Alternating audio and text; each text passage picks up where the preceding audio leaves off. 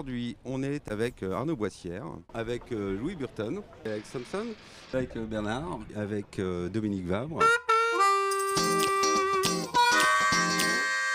Que devient le sens marin sur un bateau hyper technologique comme celui-ci? Le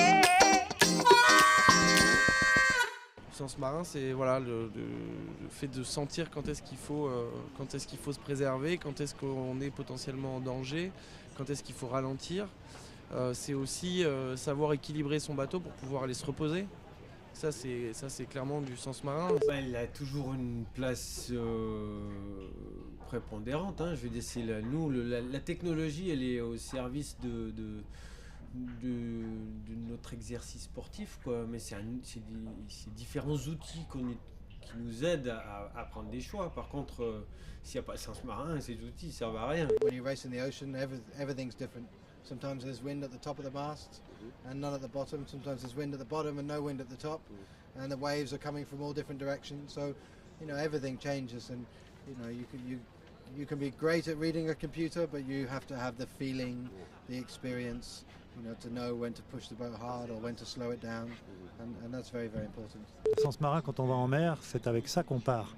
Et c'est ça qui guide toutes nos actions. La technologie, c'est une aide. Simplement, les bateaux évoluent à travers le temps. Heureusement, on est sorti du temps des galères et des grandes vergues. On est maintenant tout carbone. Et ça a changé la manière de naviguer, mais ça ne change pas le sens marin. C'est-à-dire qu'il est toujours dans nos préoccupations.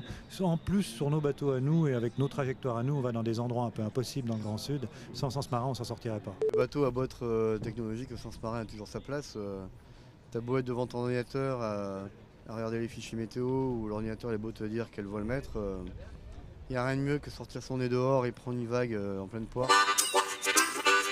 Ce bateau, c'est pas la première fois qu'il navigue. Qu'est-ce que vous avez changé, qu'est-ce que vous avez amélioré pour le préparer pour ce Vendée Globe 2012? Le bateau, j'ai récupéré en 2009, c'est l'ancien PRB de Vincent Rioux.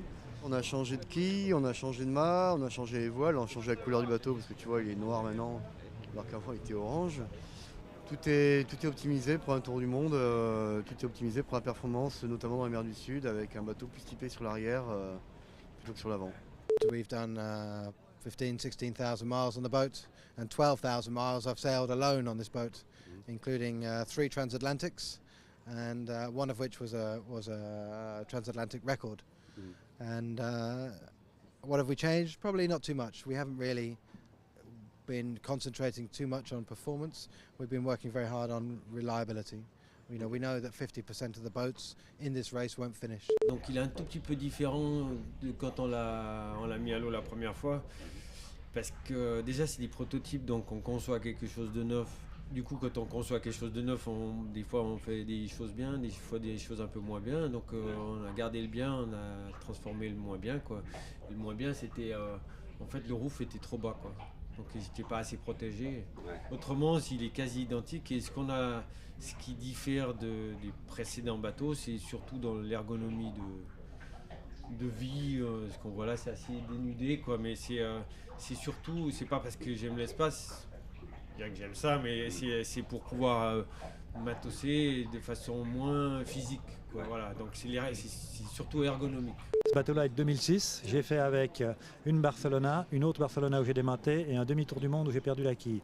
Donc ce bateau-là a approximativement 100 000 milles dans les pattes. Vous le devinez bien puisque je vous l'ai dit, il y a une nouvelle quille, enfin plutôt une nouvelle tête de quille, un nouveau mât, une toute dernière technologie nouveau-zélandaise en fait de Southern Spar. Et puis on a modifié l'endroit où vous êtes ici.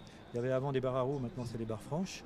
Et il y a une protection de cockpit qui permet de se mettre à l'abri. Bien protégé. Exactement, quand je fais les réglages. On a modifié un petit peu la quille, on a mis une quille neuve et on a modifié un petit peu le centre de gravité. On a rajouté de la quête dans le gréement. On a modernisé les systèmes d'énergie et de stockage d'énergie.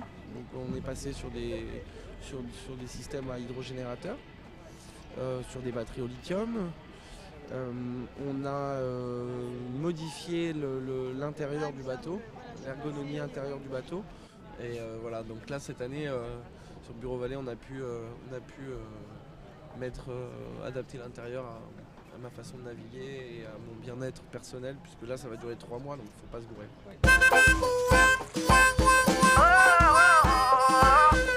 Quand tu navigues comme ça pendant 3 mois, comment tu occupes ton temps? On a quand même des impératifs de communication, donc il faut faire de la vidéo, il faut faire des petits textes, on a tous des impératifs avec certains médias. La lecture, c'est plus propice à la navigation qu'autre chose, donc c'est plutôt bien. Sinon, j'écoute beaucoup la musique, en gros 2 heures par soir. C'est un moment privilégié où je barre le bateau, où je fais tout simplement plaisir. Tu me mets à chanter, je chante mal, mais tu me mets à chanter, c'est plutôt amusant. T'es tout seul de toute façon, donc c'est bon, il y a que les poissons qui t'entendent. The only thing I have with me that, is a luxury really is an iPad. I take an iPad and I have a few games, I have my books and a few movies. Being on a boat like this is to me like being in a rally car, driving with the fastest rally car driver in the world. Yeah. But you've got no lights, you've got no windscreen, it's pouring with rain and it's in the middle of the night. So sometimes your brain is telling you, it's warning signals are going beep, beep, beep, you're going to die, you're going to die. And so sometimes it's nice to be able to pick up a book or a movie for 10 minutes and just let your brain relax, rest.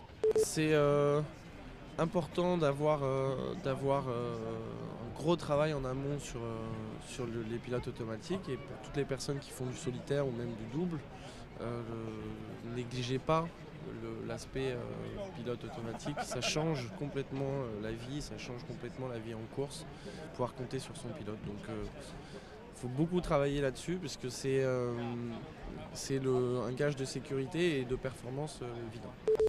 Il y a plein de détails, en fait, ça se joue sur plein de détails. Et par contre, si on prend ça plus globalement, c'est d'anticiper ce qui va se passer, quoi. Ça rejoint un peu le sens marin, quoi, mais c'est toujours avoir un coup d'avance sur l'événement, quoi. Voilà. Et ça, si on arrive à faire ça, donc c'est pas toujours facile, hein, mais si on arrive à faire ça, la navigation ne peut que bien se passer, quoi. Même dans des cas un peu extrêmes, quoi. À la limite, il faut que tous ceux qui naviguent, quel que soit le bateau sur lequel ils naviguent, ils restent maîtres de leurs propres décisions. En réalité, c'est de la compétition, donc on est dessus sans arrêt et tout le temps. Et en fait, non, on prend rien pour notre confort. Confort, ou aménagement intérieur, ces choses-là, ce sont des choses qui ne sont pas dans ce vocabulaire de ce genre de bateau. Confort intellectuel, je Il parle. n'y a même pas de pièces en bois, hein, pour tout vous dire. Ouais. Il n'y a pas de toilette, il n'y a pas d'eau courante, enfin, il n'y a rien. Okay. No confort. Non confort. Juste du plaisir de la mer, donc. Juste de la vitesse. Merci Arnaud, merci Bernard, merci Louis Burton. Thank you very much, Alex Thompson. Merci Dominique.